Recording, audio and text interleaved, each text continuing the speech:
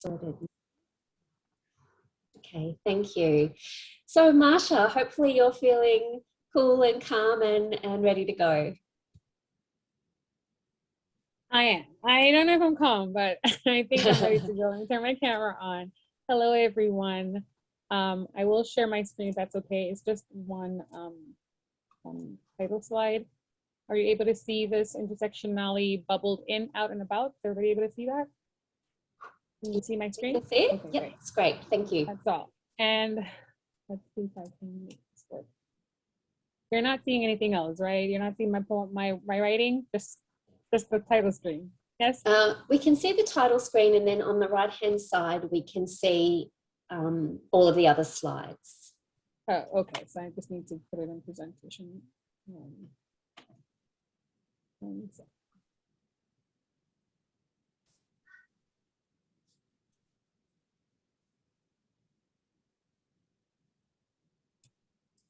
That's better?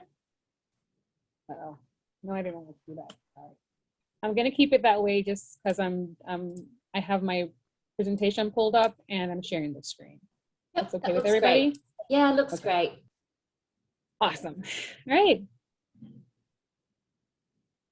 Intersectionally bubbled in, out, and about. Hi, everyone. Thank you for joining us in this space to share our work as we critically navigate and examine our lived experiences amongst the experiences of others within structural dynamics that challenge us to consider our positions and positionalities that may or may not involve some privilege, often in fluid ways. My presentation today will be what Orb and others have since described as a collage of moments, as I attempt to illustrate narratively and poetically some of the bubbles that have housed or have tried to encamp me during this movement. First, I will start with a piece that I wrote while I was participating in the Tampa Bay area writing project last summer. I decided to include this piece because as I considered being in my bubble, I thought to myself, who gets in a bubble without food? Me? You? No way, right? So here we go. It's entitled Steam Roast Fish and Me. Growing up, we had a lot of fish, probably more fish than we would have wished for. For we were just kids who'd probably like meatballs and spaghetti, or grapes and strawberries, but nope, we had fish. And so almost naturally, something fish became my favorite dish. The first thing I ever cooked, yes, not counting boiled eggs or fried dumplings, those were easy peasy, but fish, no. First, scaling, gutting, cleaning with water and lime. Listen, cleaning fish takes a lot of time. And if you're not careful, getting poked by those bones, absolutely annoying. But when the fish is clean, I'm ready to fry, steam roast, brown stew, or steam. Over the last 22 years, I've figured out of all the things I can do with fish, I love it best fumbling around in my mouth with hints of pepper, little pieces of okra, onions, and carrots. In a way, the steam roast fish with a belly of vegetables and spices symbolizes a few things: my qualities, my family, ambitions possibly. But what keeps this recipe ever close to me is really the warm memories of years past, when after work I'd go to this one little spot for the most mouth-watering steam roast fish and conch. Oh my goodness. I can still taste the burst of island spice and flavor in my mouth. It took me a few years to figure out the method of cooking and the ingredients with this addiction, I had to learn how to make this on my own. Otherwise, you're right, I would go broke. Over the last decade and a half, the steam roast fish has been my soul food. It was even my statement dish some years back when I owned a beachside restaurant and bar, a place where friends and strangers would come hang out after work on Fridays. Those were the good old days. And so when I get homesick, when I'm weary of my present bubble, Ain't nothing brings me more joy than a homemade, spicy, flavorful steam roast fish. The next piece gives a glimpse of the start of my day. I call it Work Day 360. Really never is 360. Each day comes with new challenges, or what I prefer to consider as new opportunities. My comp up pings and reminds me, hey, Marsh, it's midnight, time to sleep, or at least time to wind down, girlfriend. For 2 or 3 hours more, I'm often tossing, turning, reading, writing, catching up on emails. So many of us who work in schools can relate, right? It's 5:50, no freaking way, not already.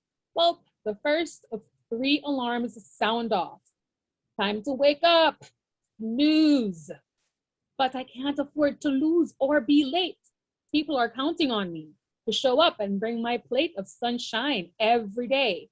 So I slip out of bed and into the shower by 6:10. At 6:30, my third alarm screams, Marsha, it's time to leave. 6:40, I'm pulling out of the garage, making small morning talk with my son, or simply tuning in to NPR.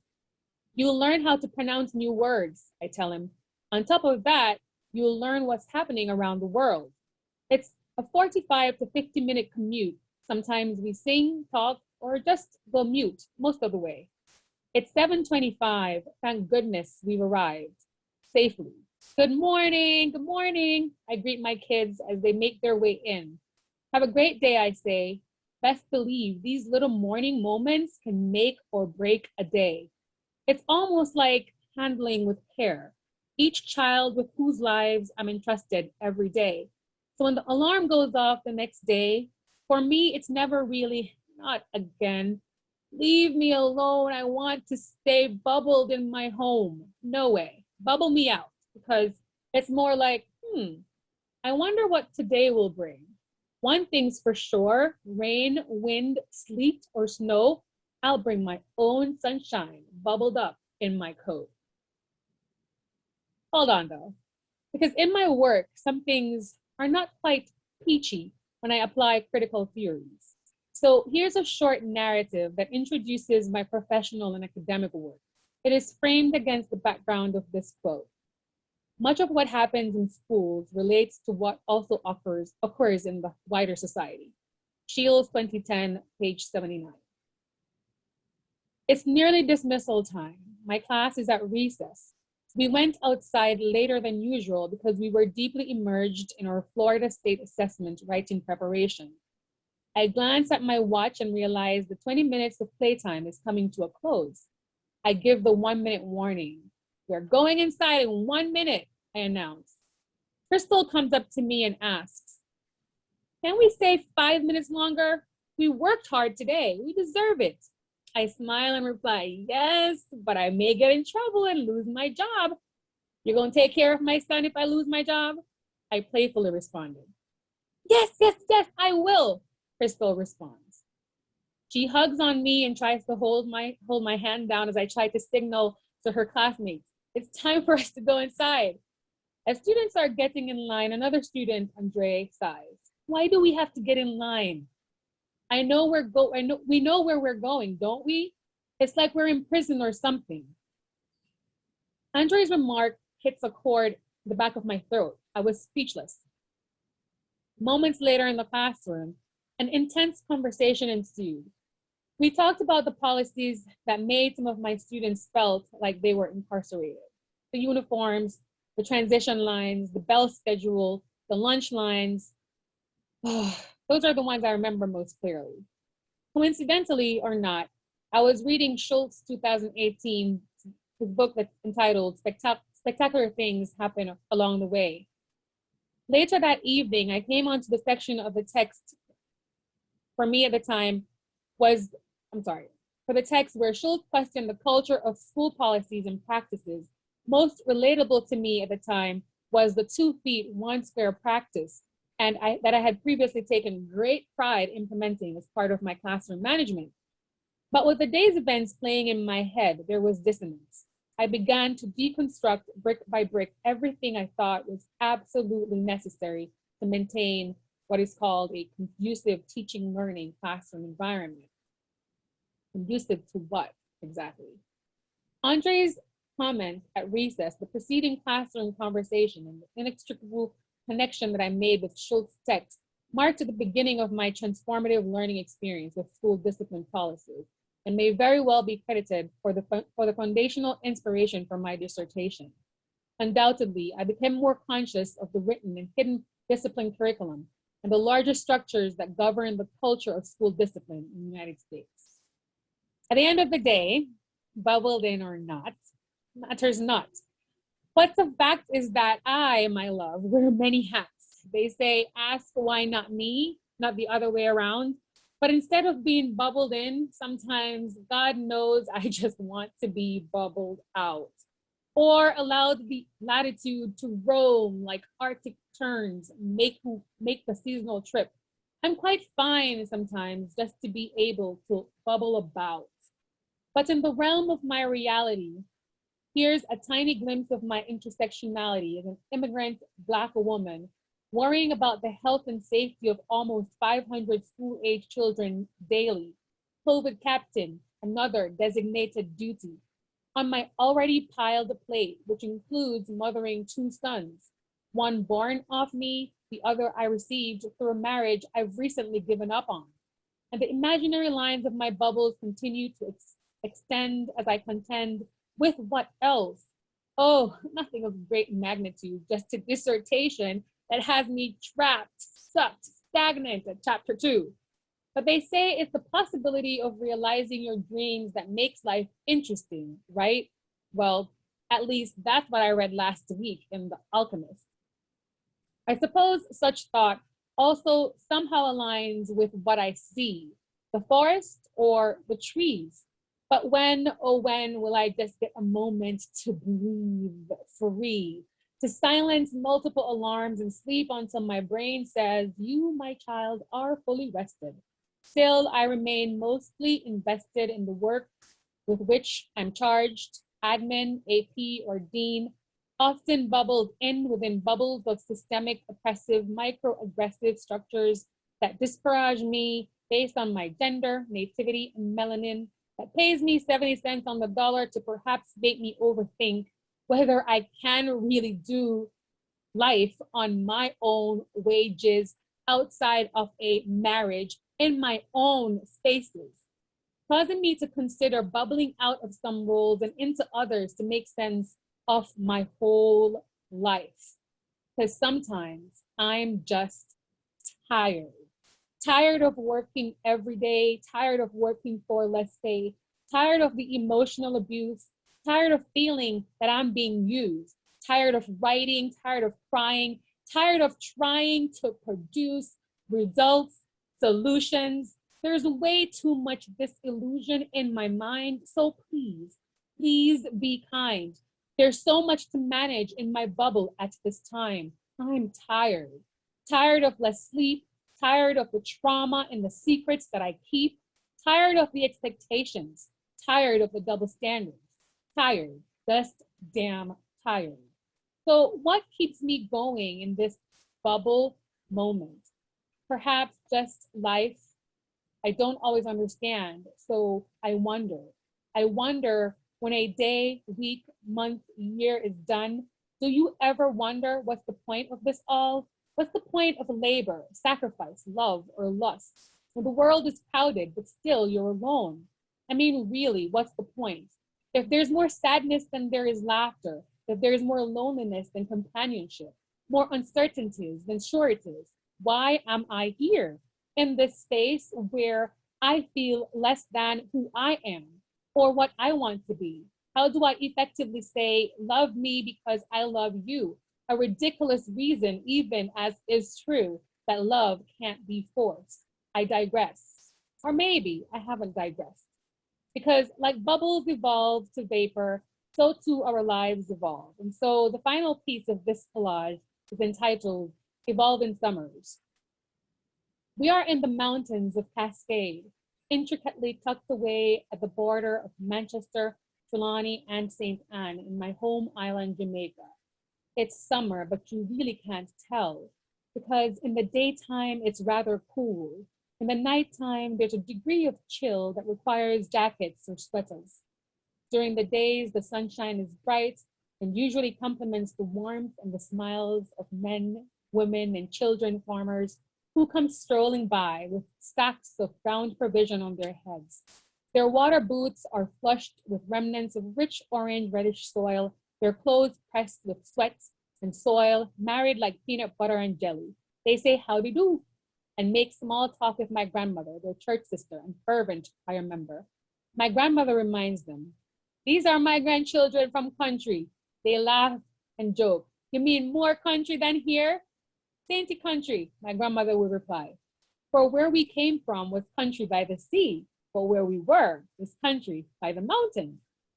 They reach in for hugs, and I hold my breath in fear at the smell of their sweat. But what I experience instead, the smell of hard work, soil, and toil. For 2 or 3 weeks of summer, we'd religiously go to vocational Bible school. We were our grandmother's pride and joy. It wasn't enough for us to score the highest in Bible quiz. Equally important was our active participation in punctuality. In a way, the days of my summer holidays were molding into me the work ethic I have today. Speaking of today, and reflecting on the bubbles of my moments or vice versa. Isn't it amazing how summers have evolved? As kids, summers sort of, kind of signify that we can be somewhat carefree. No formal schooling from 8 to 3, no uniforms or getting up super early to catch a bus or finish homework assignments that somehow did not get done the night prior. The awe of childhood summers. In some ways, I feel was underappreciated until the reality of adulthood hits. And even educators who through the school year look forward to summer find ourselves being parents, hustlers, aligners, scholars, engaged in family, community, and self-upliftment projects that project commitment to something greater than slumber parties and sleep-in mornings, and extended trips to the beach, and innumerable outings, adult drinks, and other things that silently scream, I am free. What I would do to not have to choose how I spend my summer, to not having to still set alarms or hit snooze, but to rather sleep whenever and however long I please. Do you see too, in your bubble, how like summers we evolve? Thank you. That's it for me.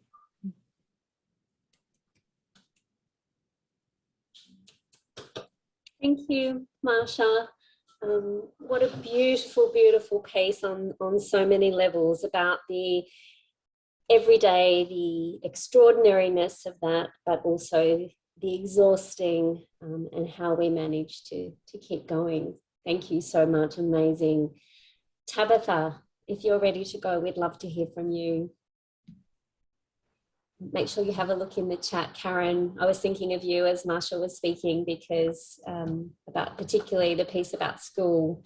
I know that some of us here from Queensland are school teachers, so we can relate to what you said, Marsha, in that particular piece. Tabetha, are you sharing screen or what do you need? Do you need me to? No Okay, screen good. sharing. I'm Okay. all ready to go if we're ready. Great, thank you. Hello. Thank you all for being here. I'm going to start off with an autoethnographic poem today. It's just one, but it's quite long.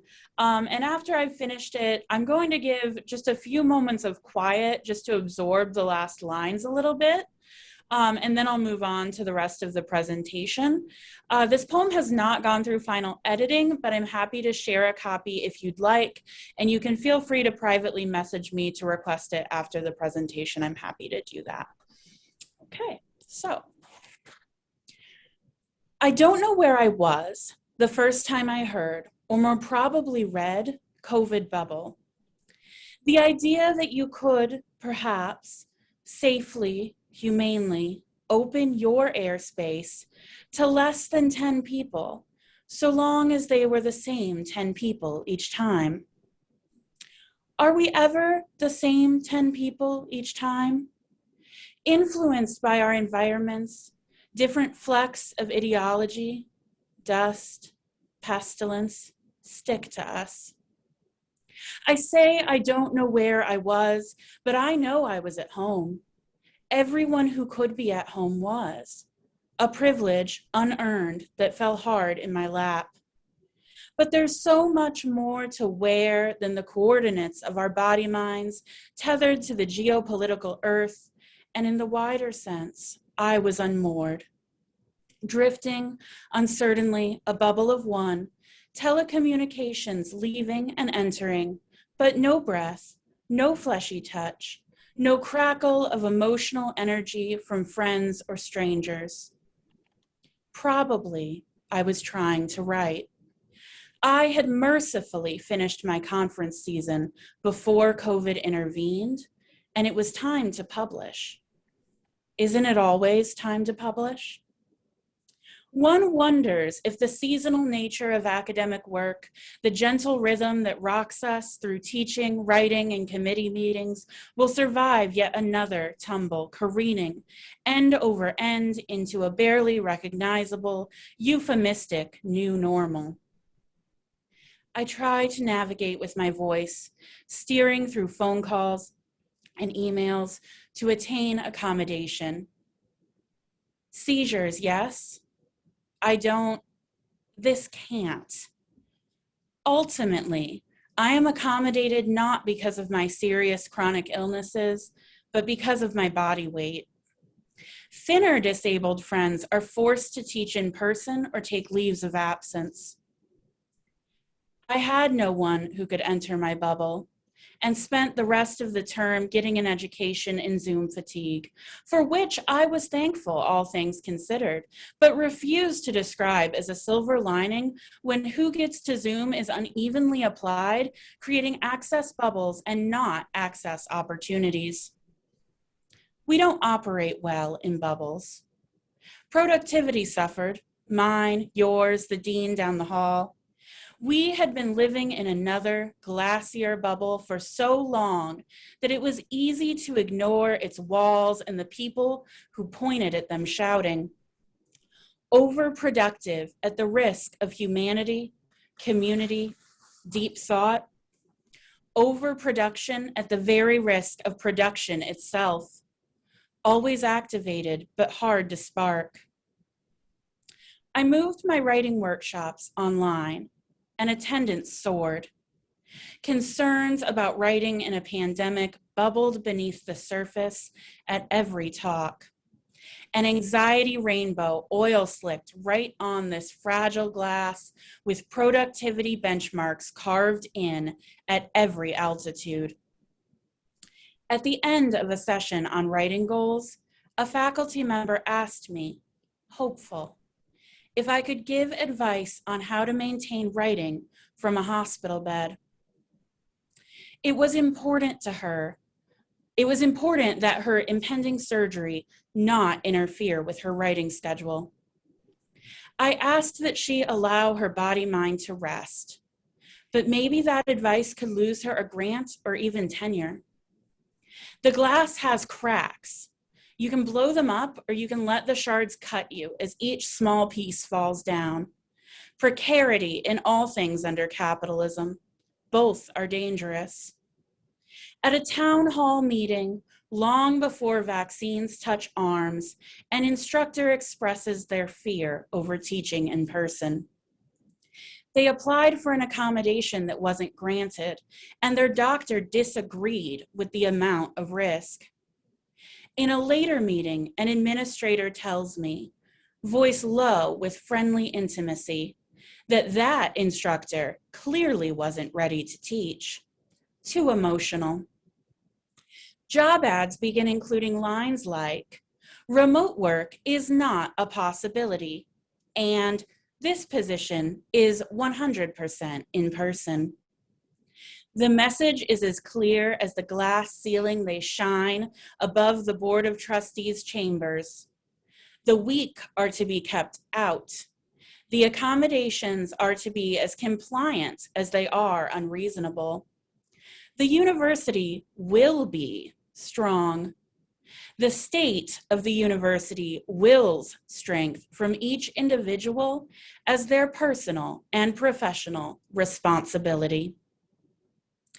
The tracks clatter and the train lurches. A silver bubble with orange makeup, each car with a capacity of over 100 commuters in various stages of unmasking. I've just accepted, my friend tells me, zooming into my office, that we're all going to get COVID now, but at least the vaccine will make it less severe. The steel doors of the elevator close around me in a September heat wave, and the collective breath and sweat of more than 10 people huddled close in the university elevator hangs heavy in the air. They are different people each time.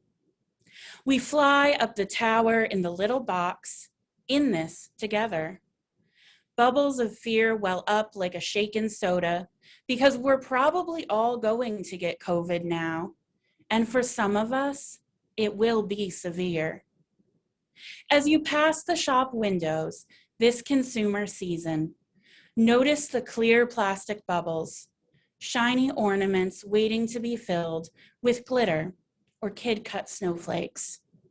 And imagine them iridescent under the soft lights of a glowing tree, filled with the ashes of the once humans like you, who taught in crowded halls, commuted on the train, and finished sections of journal articles before it became too difficult to type in their hospital beds.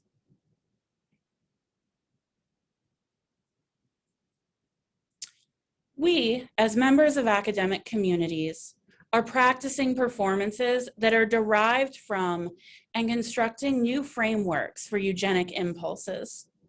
Words such as robust, healthy, well, flexible, dexterity, nimbleness, thriving, and yes, normal pepper university communications. And it is time for all of us to invest in disability studies and disability activism as these communities work to untangle the deep injustices that, while not unique to academia, threaten lives, communities, and knowledge. I am not robust, healthy, well, dexterous, nimble, thriving, or normal, but my research contributes to a valuable corpus on identity and contested illness, and my teaching matters to my students. What do we lose when the values system, which to be clear was always already undergirded by eugenicist thinking, turns up that dial in ways that go unmarked, facing only challenges that are swiftly extinguished? In this bubble moment, we've had an opportunity to examine the invisible walls that hold ideas in and keep ideas out. My critical autoethnographic attention has been focused on the bubble of the university as a site of formal and informal knowledge production, where some body minds are deemed more valuable. Seemingly a transparent and equitable space for the flow of ideas, universities erect certain barriers, marginalizing and continuing the historical marginalization of particular voices while touting diversity and inclusion. I'd like us to consider how we can fight for justice when the walls that keep us in lockstep with institutional harms, including those toward ourselves, are difficult to see, and failure to comply with institutional mandates or cultural norms is a personal and professional risk. And I'll leave you with that. Thank you.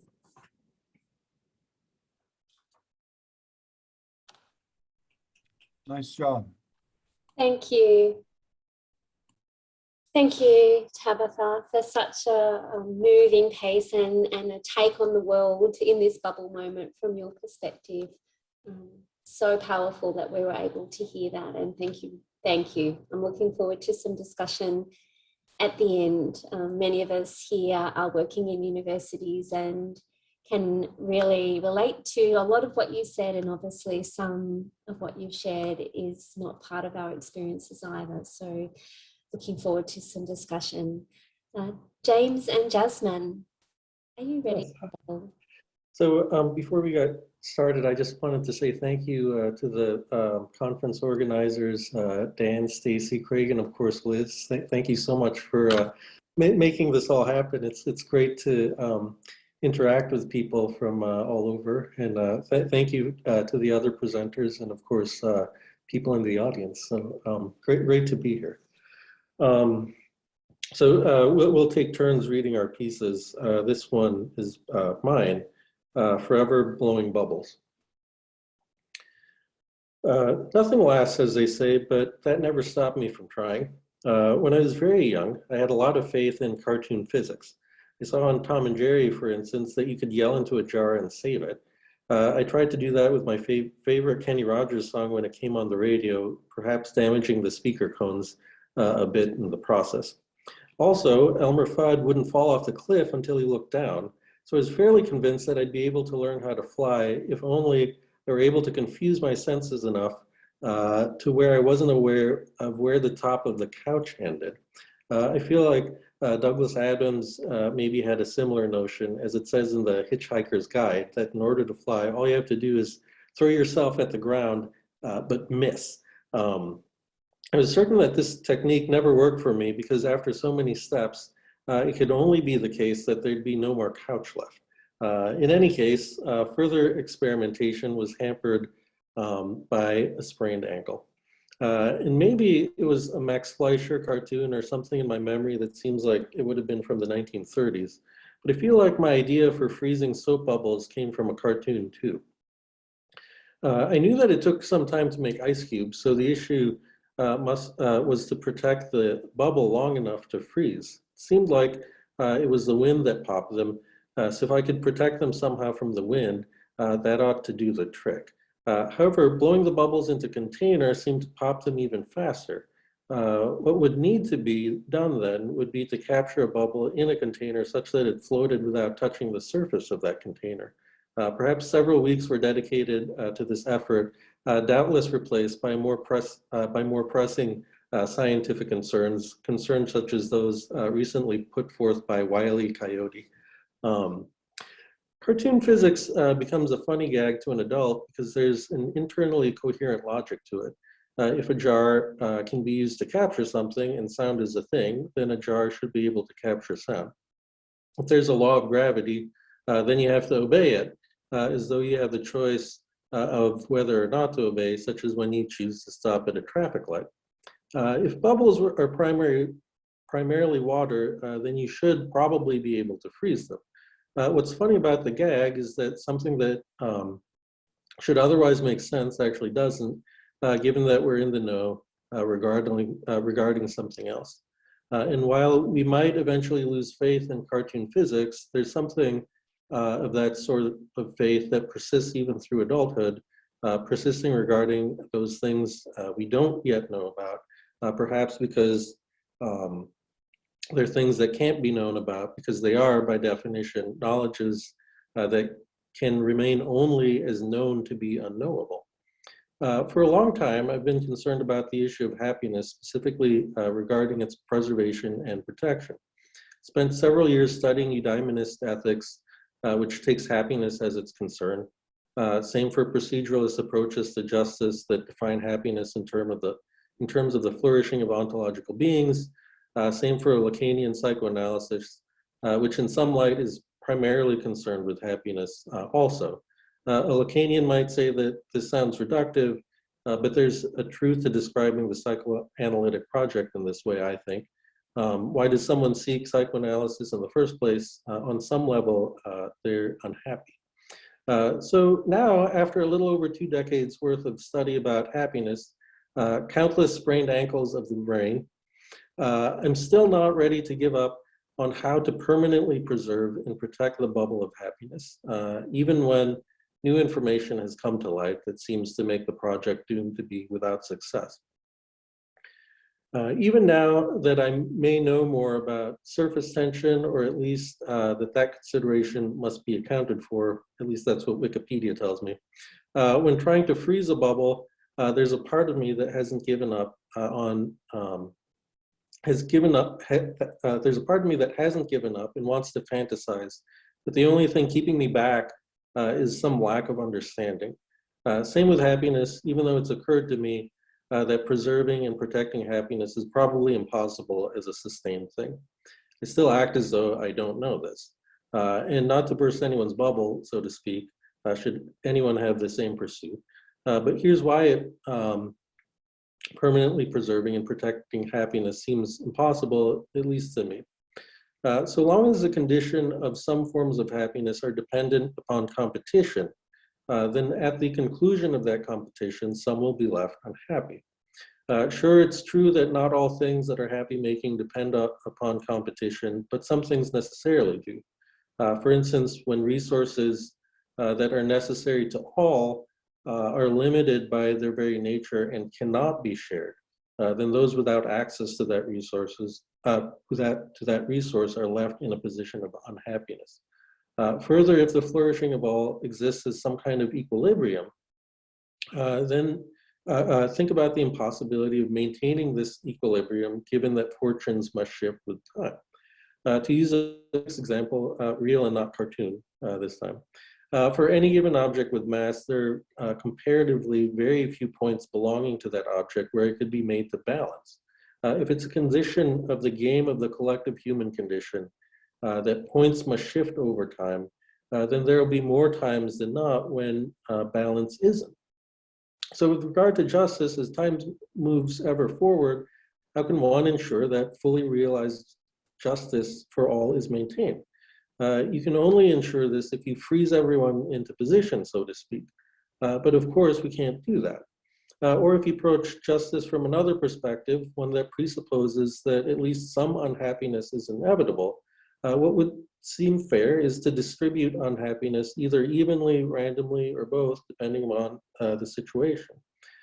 Given the complexity of all the possibilities of power relations, human interactions, random non-human agencies, etc., how could anyone ever make such a guarantee of permanently preserved and protected happiness? If we're ever to achieve the flourishing of literally everyone, then this is something that's as beautiful as a bubble, but also just as fleeting. What gives me hope, though, is that maybe I have this all wrong. It could be that the pursuit of happiness, what sometimes goes by the name of being critical when we do critical work, or in other words, a concern for social justice, perhaps this doesn't imply the necessity or even the possibility of permanence, at least now concerning the happiness.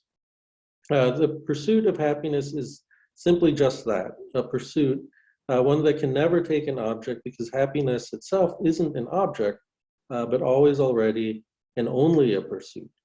So it's not the happiness that's permanent, but the pursuit itself. That's why the work of justice can never be completed, why you'll never once and for all be able to say, well, I guess we fixed all of it. And maybe that's in its own way a situation that isn't necessarily an unhappy one. Because if we ever fixed it all once and for all, one supposes that the next question would be, so now what? Were everyone to be permanently happy, that seems like it would be a good thing, a very good thing. And given that chance, I personally wouldn't trade that for something any less. But given that this probably isn't a possibility, like freezing bubbles, the reality between the fantasy, the reality beyond the fantasy at least allows us to show care and concern for one another. That is, should we be inclined to do so? I suppose that in itself isn't so bad. I'm happy with that, at least for the moment.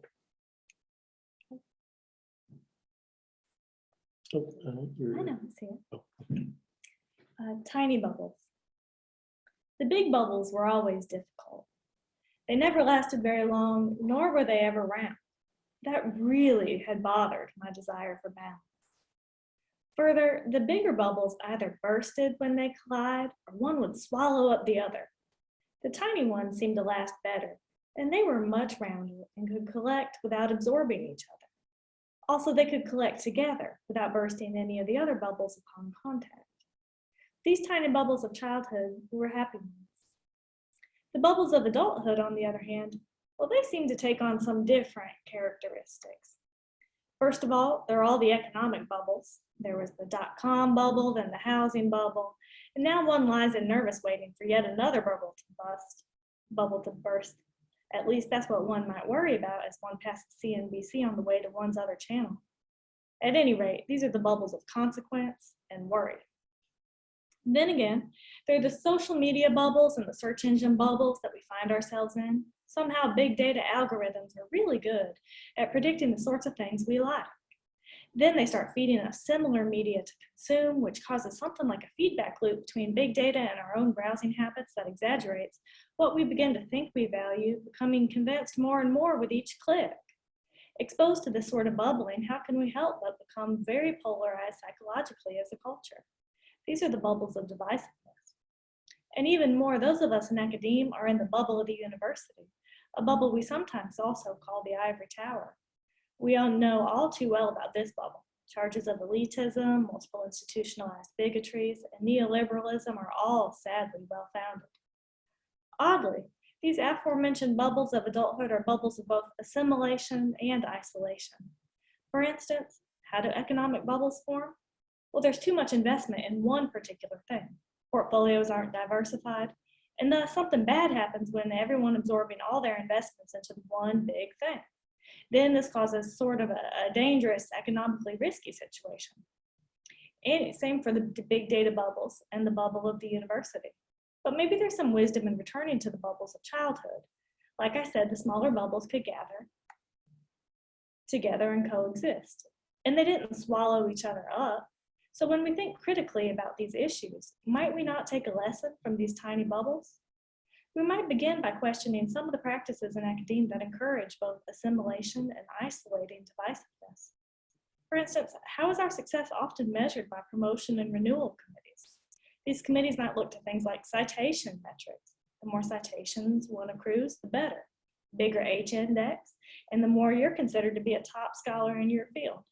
But what's the importance of becoming a top scholar? Being a top scholar, for instance, doesn't necessarily have to do anything with being a good scholar. And by that, I mean a scholar who does things and makes good contributions to the world and values being a good person as far as other people are concerned. No, instead, in order to be a top scholar, what's required of us? What's required is that one be current, that one takes up the issues that everybody else is talking about. That's the assimilative part. And when one is current, it's required that one be current in a way that one is both bigger and better than everybody else. In other words, in order to be a top scholar, you have to be the kind of bubble that swallows up the other bubbles. But we know from childhood that these tend to burst. What's bad about being a top scholar big bubble isn't so much that one tends to burst one's own self, but also entire subdisciplines or areas of study. Further, in the pursuit of popularity, much in the way of the feedback loops of big data bubbles, important, but not popular interests can become unfairly confined to the margins. Here, the big bubbles use up all the air.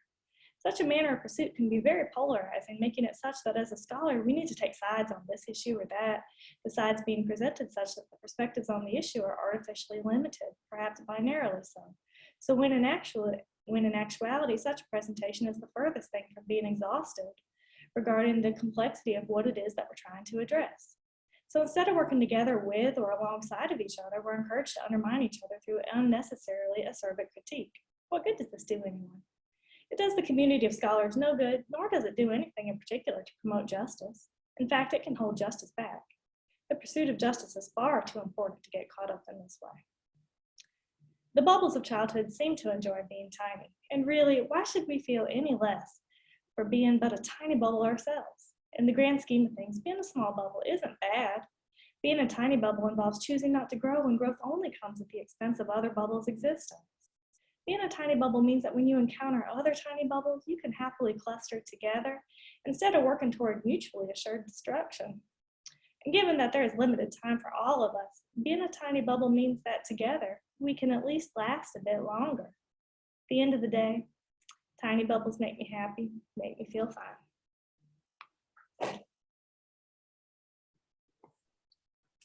Thanks, Jasmine and James. You can see all the smiles here about the tiny bubble, big bubble metaphor, Jasmine. I think we can all relate to that.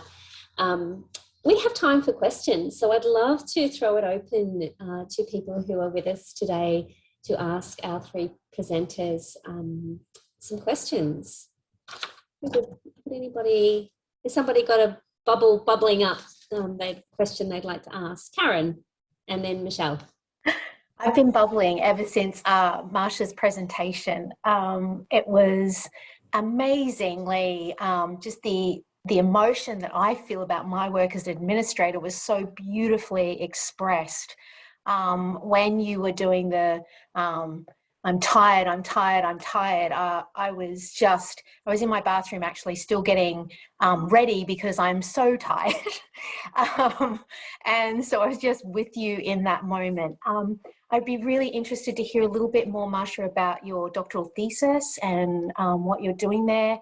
It seems like your work is so aligned with mine, and I'd really love to connect up. Thank you. Yes, my doctoral thesis is about my experiences since I started working in administration. So it's really coming from the foundation of that conversation that happened outside at recess with those students about, you know, lining up, coming in, and in the work that I started doing almost 4 years ago. And when I started doing the work, reflecting on it and stopping myself in the moments and saying, hold on, but this is rooted in something that is not quite right. And then I started questioning myself about who determines what is right.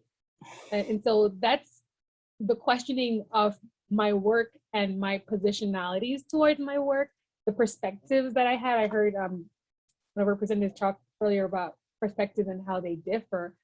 Just thinking yesterday about a piece of pie that I saw on Instagram and how they're talking about what if you look from above it, you see something different. If you look from this side, it's something different. If you look from behind where it comes from the circular border of the cake pan, how it looks differently. So my dissertation kind of has me questioning myself and everything that I do every day, and putting those against critical theories that question privilege and justice for all of our students.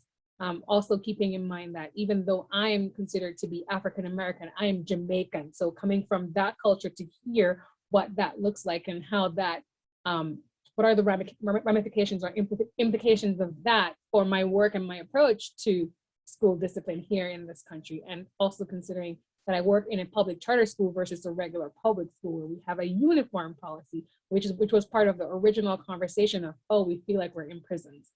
So my work looks at using alternative approaches to school discipline. So instead of focusing on zero tolerance and non-negotiables, we reframe the conversations that we have with students. We use restorative justice practices. We building a lot of character education into the school-wide program. So my work is more like transformative, transforming who I am and also transforming the culture of my space, because I cannot do it on my own. I can never do it on my own. We cannot do the work on our own because we work within pockets and bubbles of people who support us and support the dream, right? So parents, for example, we've had questions of, why are you doing this? Just send them home.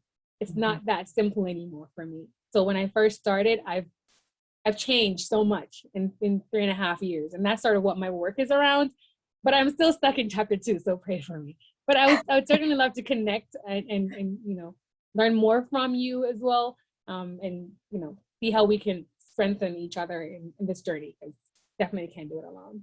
Oh, fantastic. That sounds amazing. And there's just, yeah, such strong alignment between what I'm doing in my context and what you're doing. So great. Thank you. Michelle, and then Emily. I just wanted to make a quick comment and just note how beautifully written your work was, Tabetha. It was really beautifully structured, and I'm one of those people who really loves something that's brilliantly structured.